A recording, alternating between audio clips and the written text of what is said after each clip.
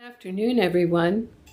My name is Nayaswami Padma, and I'm here today to bring you the noontime inspiration from the original teachings of Paramahansa Yogananda.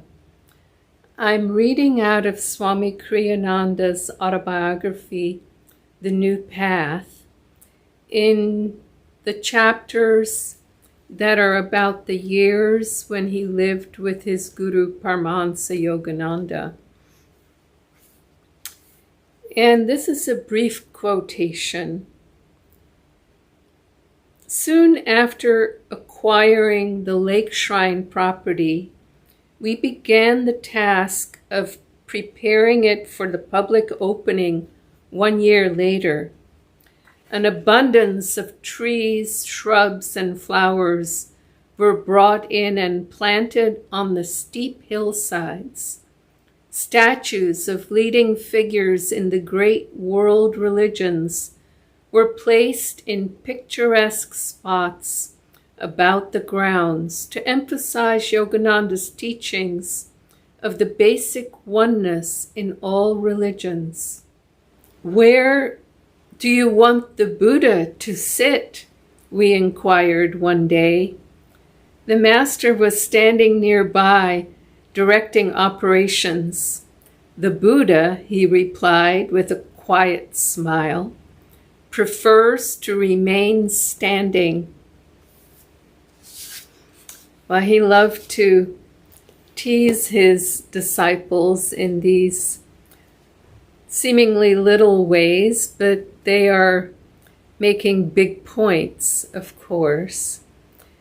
And what he was saying is that when we are one with God, as the Buddha was, and as he, Yogananda, was, and Krishna and Jesus and many more great ones, when they are one with God, they are one with one another.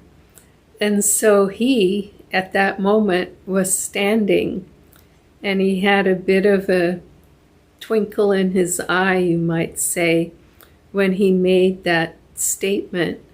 The Buddha prefers to remain standing.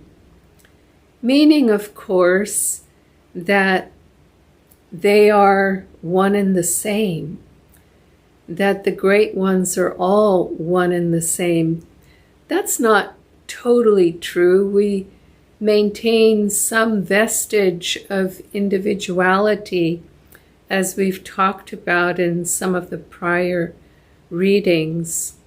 But it's the same in its essence, which is that the spark of divinity that resides within me is the same as the spark of divinity that resides within you and with everyone and every living being on this planet.